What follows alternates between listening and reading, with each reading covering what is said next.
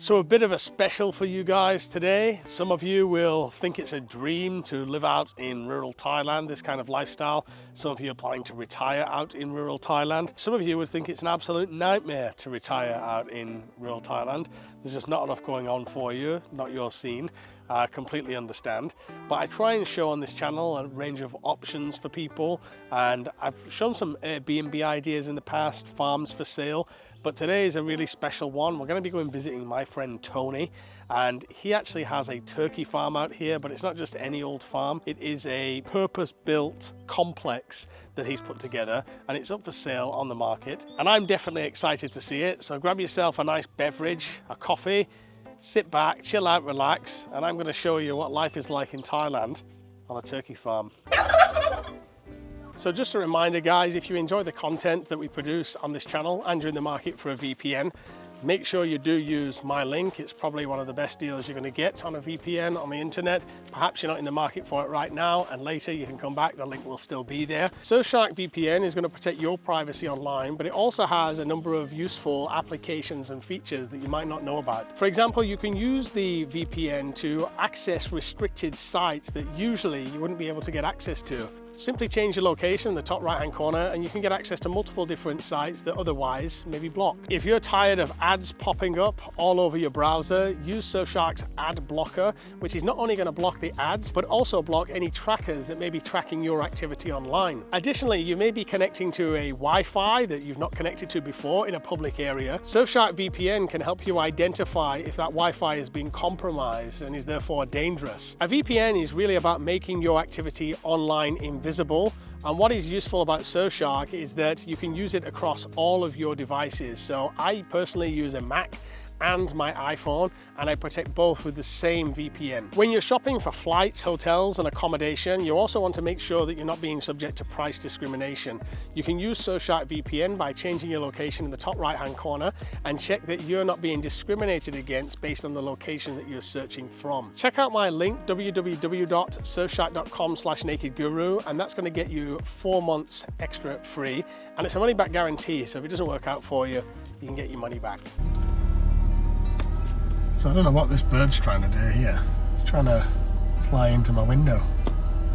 Never seen this before. Funny.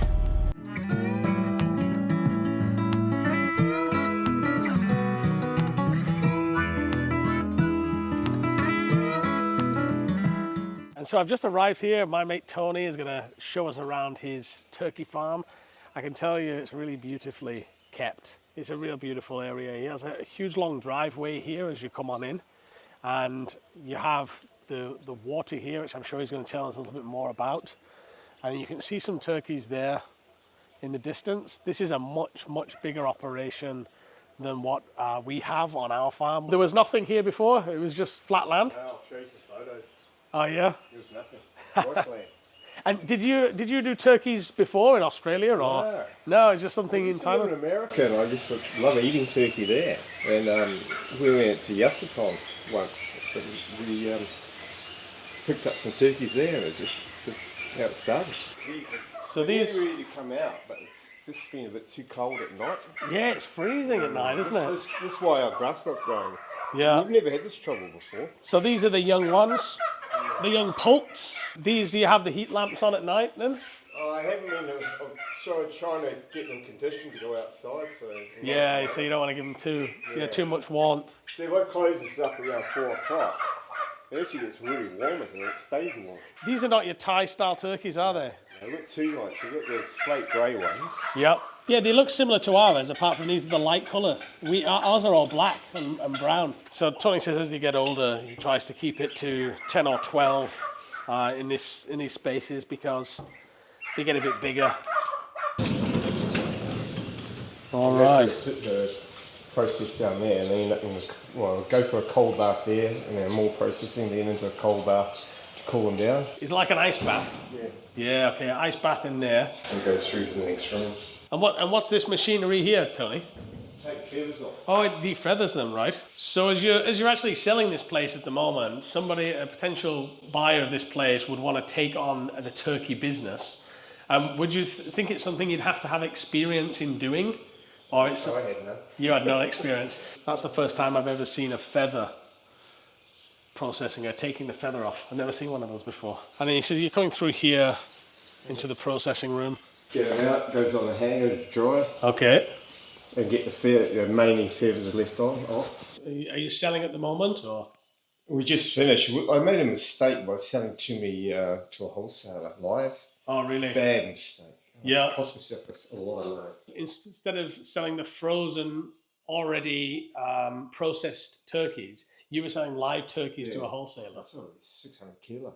Oh, really? A bad mistake. In the end, wasn't a good deal. Well, I would have made more money if I'd processed them. But it was funny. It was getting close to Thanksgiving. Mm-hmm. We weren't getting orders. So as soon as I did it, I got just phone call after phone call. Oh, was it? It's bad mistake. Obviously, that's your best time of year, right? So Tony says he separates the certain birds with the best qualities out here, and he keeps the ones for breeding in this location. So, this is the indoor for them at night time, right? And they all perch on top, yes. These are actually mango trees in here, and the birds have got a nice place to run around. This is a mix of male and female together, right? Do you have any problems with the males fighting or not? Yeah.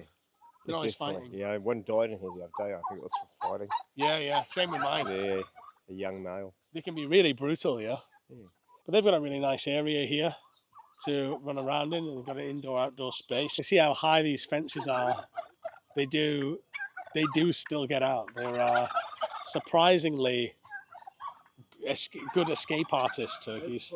And this is for the dogs chewing through. One time we lost 400 of them to dogs. 400 turkeys? Yeah, bastards. Were they your dogs, Tony, or?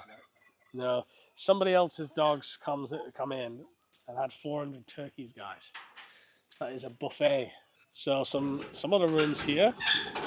Oh, Tony tells me this was the original turkey farm. No, that one there. That was this here, just this part. That was the original. So just the original was this small area. And then what made you, when you were doing this small area, and you obviously fell in love with breeding turkeys, what made you want to expand so much? So we started getting too many. Just too many. So you just needed the space. Yeah. I wanted to actually get out of it, stop doing it, but she wanted to keep going, so just growing. Was it your original idea, or was the missus' idea, or a bit of a joint? Both of you, yeah. Originally, yeah. Both of us. And how long have you been in Thailand in total, Tony? 7, 8 years. 7, 8 years. Something like that. 8 years, I think. Originally from Australia and... Well, born New Zealand, but past Australia. And then you also used to work, did you say in the mines? Yeah, I used to work in gold mines. In the gold mines, yeah. So you're thinking about staying long term, or?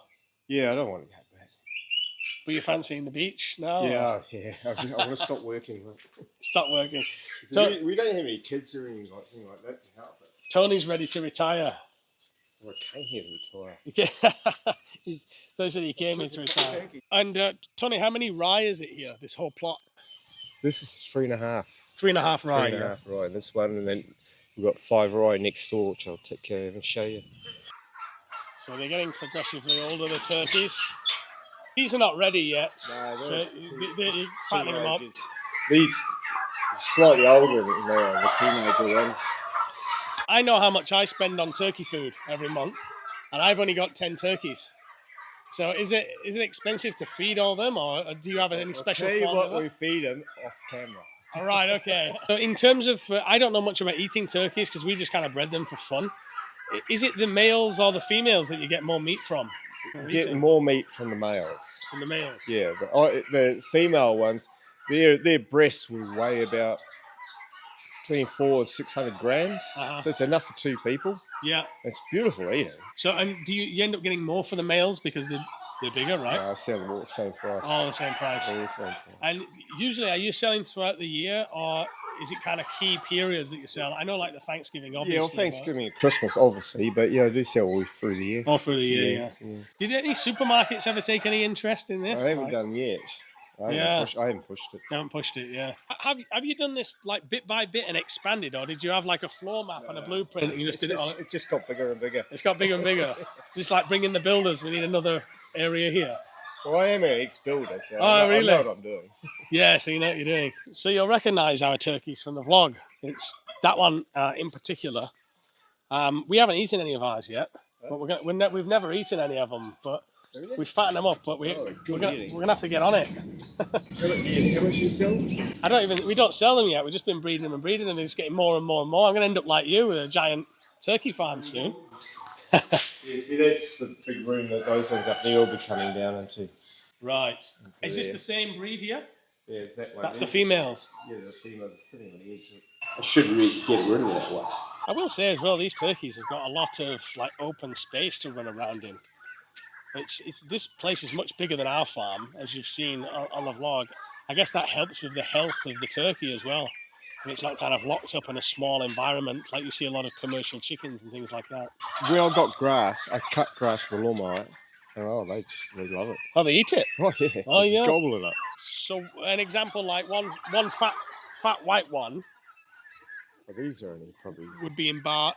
These ones are only about 3 kilo, 3.5 kilo. 3.5 kilo. So they'd be between 300 and 400 baht. 300 and 400 baht for the white ones. Between there, yeah. Yeah. And so it really is a sprawling area. It's all nicely divided into what zone is for what. Is this a water pump here?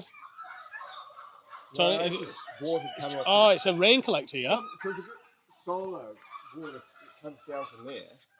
Okay. But sometimes you don't have enough sun for the solar. And this is just a backup for it. To drive the pump? Yeah.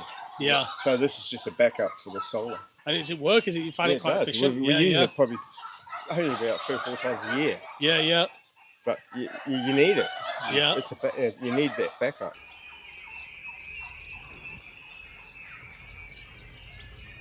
Do you find there are many other Thais doing this business? Or It used to be, not so much anymore. Not so much anymore. It used to be. For your like day-to-day working on this, I know your wife used to help out with it, but how many hours a day do you spend like taking care of these turkeys? At the moment, not a lot, because one reason I don't have any grass to cut to feed them. So for you, is the bigger part of the job the landscaping part of things and taking care of the land and the feed? You've got to make the feed. Yeah. But yeah, to feed them, a couple of hours every day. A couple of hours every day, yeah. Food and water. But keeps you fit as well, right? My body hurts too much now, mate. Don't you have an injury or something you mentioned? Lots of injuries. Yeah. But that's separate from the mining, right? Yeah, I fractured my back twice. Okay. And it's caught up with me. Okay. Yeah, with bulging disc and arthritis. And that's one of the reasons you want to move on and chill out a bit. Both my shoulders, look. Can't even lift the shoulder. Yeah, this one, you see, I ripped the bicep off my arm. Oh, yeah? It slipped over there. Was that slipping over here? Yeah. What about an expat community around this area? Have you met anybody, or it's just generally quite isolated? It's quite isolated here. There's an American man over there we occasionally catch up for a beer and something to eat. Yeah. It's not far away, actually, just there. Yeah. It's not far away. It takes a particular type of personality to live out here, I think, because I don't socialise where I am on my farm, but I'm with my kids and my wife. Yeah. So my kind of reason for coming out here is because I like to be isolated. I'm a bit antisocial. Yeah. So it's going to take a particular person to want to take on an operation like this, right? Yeah. Tony said he's got a lot of experience in building as well. So you can see, like, it's just professionally done. Where paths are required and concreting is required, it's there, you know what I mean? All the gates are made from metal. All of the irrigation, things like this, drainage, I'll just show you. There's a lot of attention to detail here that you just wouldn't see on a lot of Thai farms, and indeed our farm. Did you have to raise the land, Tony, or not originally? You had to have it all raised? Nearly 2 metres. So you're talking thousands of trucks of soil, yeah? Yeah. Yeah, 250,000 baht. 250,000 baht just to raise the land? Just on dirt. Yeah. I know raising the land here is quite important as well, because during the rainy season you get a lot of flooding, and we had to do it on our plot as well.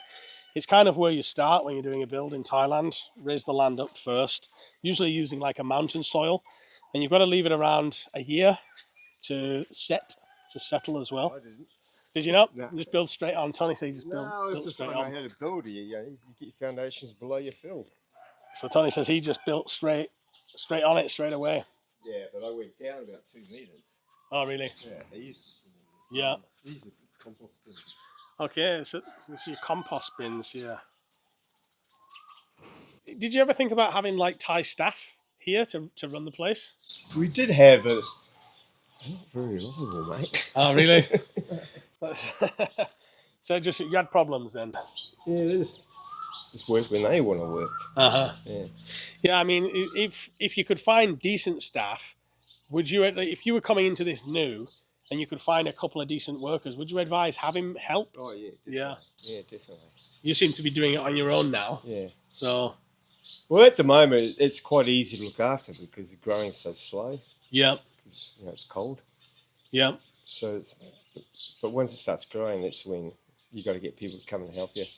So these are the incubators here. We don't do this on our farm because we're not breeding commercially. But you got 2 fully functional incubators here as well. 4. Oh, there's 4. Yeah, but I'm finding I need to run 2. Yeah, I mean, how many eggs can you get in one of those incubators? These look like commercial incubators, yeah? Nearly 300 eggs in each incubator. So try and get 2 at 600, and out of 10, you'll get probably half or maybe a bit more that actually come out. do you use this often now or not? Yeah, it's only been off a couple of weeks. Okay. And so in a normal month, how often do you have to use the incubator? I won't use it again, and I've got enough for this season. For the season, I'm not doing any more. So maybe once or twice a year. Okay, good. But then the cycle begins, right? Yeah, we've a couple of years. We've just come out of turkeys getting sick. Everyone really? had it. It was poultry. Everyone had it, the whole Thailand. And this season, it stopped. Yeah. So we haven't had any sick ones in this breeding season. And then this is out to the main road, so I guess you can take deliveries and stuff, right? Yeah. It's really well designed, Tony, huh? To be like step by step for the whole process. You can see a lot of thinking's gone into it too, right? Yeah, I used to put a lot of thinking over a couple of beers.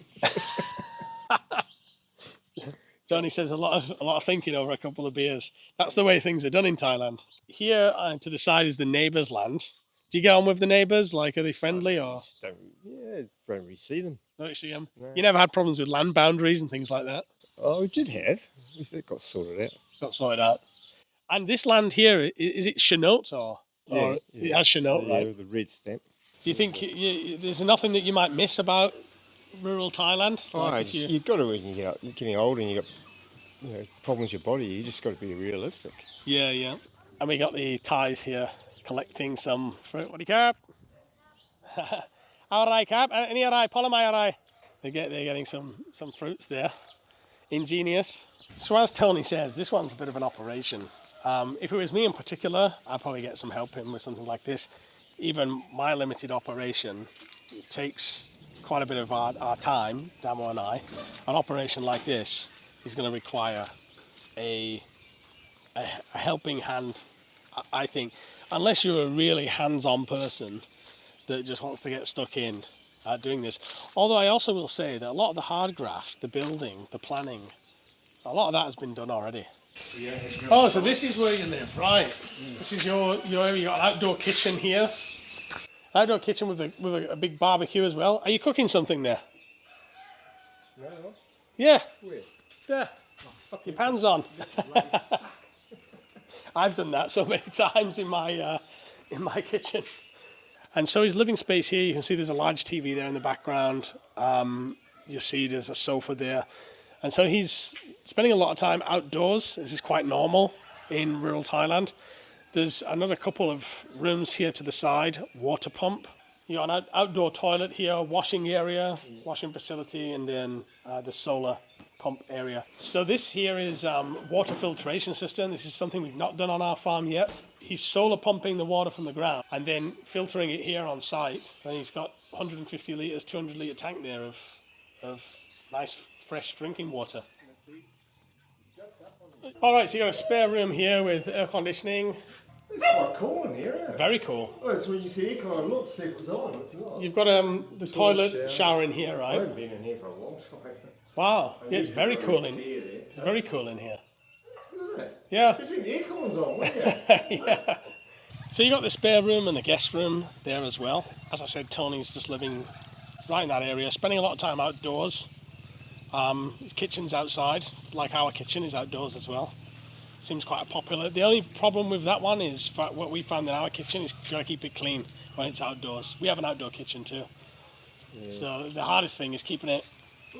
Now, as long as I know, they make a kitchen inside. Yeah. The Thai lady gets them to make one outside. Yeah. And they never use the one inside. Never. One inside, yeah. So because a lot of Thais will put their kitchen outside, so it's not unusual to have an indoor kitchen built and then the missus wants to build one outside. And then that's the only one that they use. As you've seen, Yai also uses outdoor kitchen. Yeah. And so you got the garage is here, and this is your tool shed, right? Yeah, which needs to clean up, doesn't it? So some more vegetable garden in this area, and then a nice seating area by the water here. And this is now, what we've shown you is only 3.5 rai of the location. You can see again sprinklers that lining the whole area. So every tree, every plant, every fruit tree has access to water. This is something that we're direly missing on my farm because we have to hand water everything. And during the hot season, it means that Damo and I are spending 2 hours a day just watering the whole garden. I do 2 hours a day with the sprinklers. Oh, really? Yeah. And we have to walk around doing it by hand. Oh, I just got to walk around and do the switches. Oh, you've got to turn all the switches on with a beer in his hand. Got a beer in his hand, turn all the switches on. When you originally built this place, though, did you think it was going to be a place for life? Or did you always see this as like an interim thing for you? Never thought of what it was going to be. Didn't really.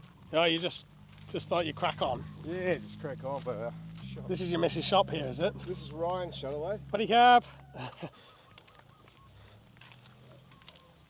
So next door here you have the 5 rai of rice field. And it looks like Tony has also put in this platform here as well. You put this in too, right? Yeah, I did, yeah. It looks like yours are the only rice fields that are green. Why are the others not green? They're not growing rice. It's not growing rice. Oh, yeah. All right, so this solar pump and your access to water is allowing you to get 2 harvests of the rice. Yeah. They're depending on the rain. They're depending on the rain. Yeah. Okay. And I'm lucky enough to be right beside that reservoir here. You get somebody in to harvest this with a combine harvester, right? And then you'll sell that harvest off, or you keep it for personal use? We sell some of it, but keep most of it for the turkeys. But sell some of it. Oh, of course. Yeah, I mean, I didn't put that together. Yeah, that you can and also eating. give it to the turkeys and you can eat yourself. Yeah.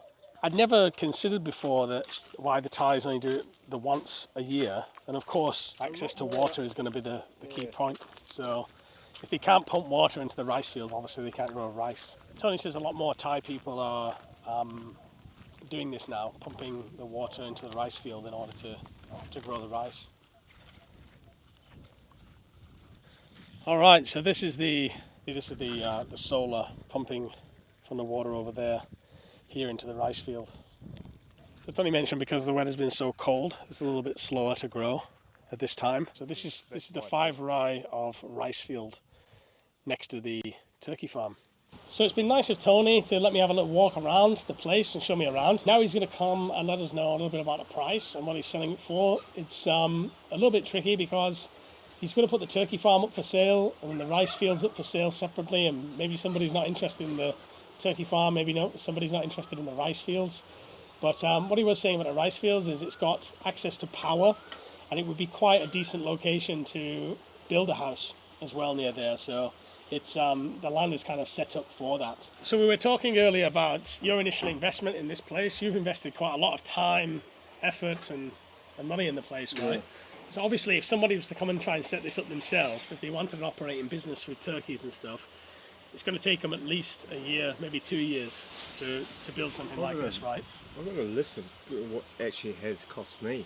Oh, yeah? Yeah, there's probably a couple of things missing off it. So Tony has a list of his expenditure here, if anybody was going to be interested in the initial investment. Like, I won't read it because it's quite a long list, but it's all here, including the machinery, including the land, the solar pumps, etc. And so he kept quite a detailed list here. But I will tell you the total is 17,286,000. And does that include the land here as well? Yeah. That includes that's everything. Land. Everything that's over there, here. everything, and everything here. And so you've had it on the market for a few months, right? Yeah. And what are you looking for it at the moment? If it's just the turkey farm, Turkey the farm. 3.5. Over 15. Yep. For the 5 rye with the rice, what, 350 for the per rye. Per rye. Plus, then you got things like the pump, solar pump, and so forth.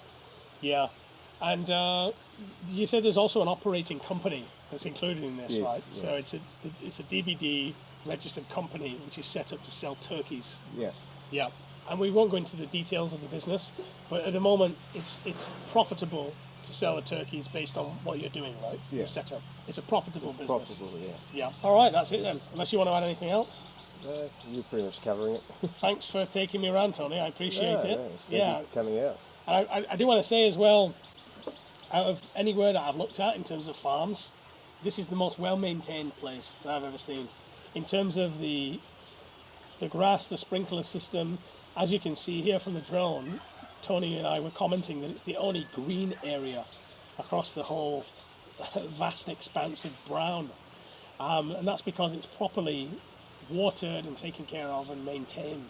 It's given me a bit of inspiration to maybe expand my turkey farm as well. I've got 10 birds at the moment. With some of the details that I've learned off camera with Tony, I might look into expanding my turkey operation back at the farm. If you have any questions, just leave it in the comments below. I can give you more details there. And thanks for coming along and joining us for this vlog. So here's a little bit of a bonus to this very long vlog for anybody that just wants to hang out with me for a minute. Just going to jump in here and get a coffee. We're at a petrol station on the way home here. The sat-nav is not working, the battery's gone on my phone. It's all just not working out, so it's time to come in here for a coffee. Quite a nice cafe in here, quite big. I don't know how they do for customers. It's like, whenever I go to a cafe in Thailand, 9 times out of 10, I'm the only one ever in there. Me and Damo, that is. I know it sounds like a bit minutiae to cover on the vlog, but for some reason the Google Maps isn't working on my phone. So when I was trying to find the location of that place, I was trying to look on the map and it was showing that my location was everywhere. I dropped my phone the other day again and smashed the screen again. So this is like the second time in a few months I've done that. And so I had to like zoom in on the map and try and find my way there manually.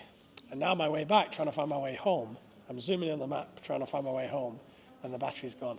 And I've no charger in the car. The charger in the car doesn't work. So I've stopped here I bought a new charger. My phone's on charge at the mini mart over there. And I thought I just need to get a coffee and ponder life's problems, guys. Small problems, but problems all the same.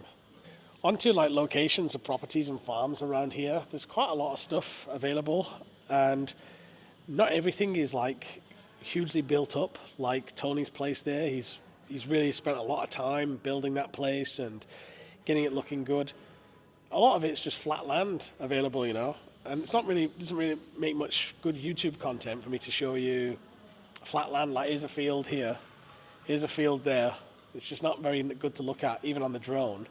It's not the most exciting thing to look at. So I've always got my eye out for unique and different properties like what Tony's got going on there. And I think what he's got going on is very special, is very unique. So I really enjoyed it anyway. I enjoyed meeting Tony. I enjoyed having a look around the place. And it gets me off the farm too. It gets me a little bit social. He actually gave me some turkey as well to try out. With the tips that he's given me, I think I'm going to start looking at our turkeys business seriously. Coca Macab. We go, nice coffee. She says there's only one shot in there, but that looks way too dark for one shot. This is going to blow my brains out. So I really just like a wheat coffee. Not sweet.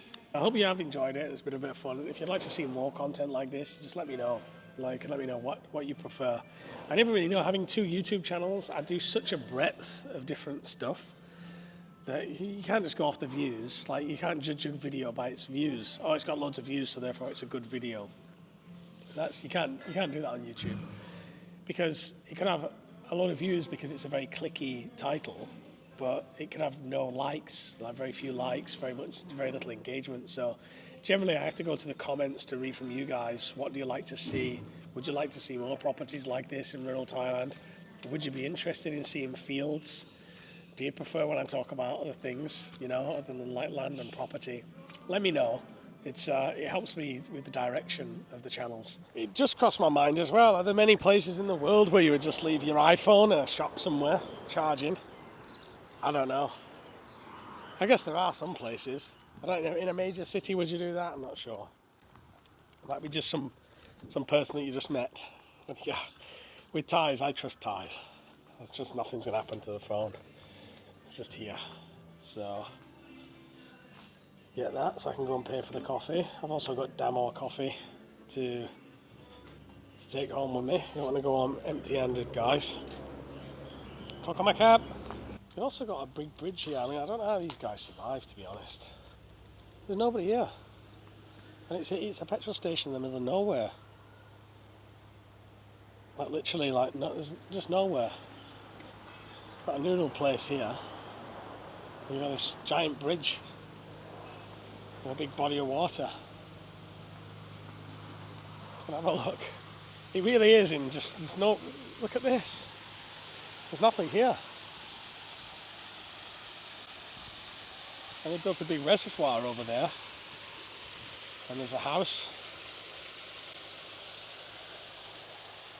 And you've got your men's and women's toilets. Look at this water down here.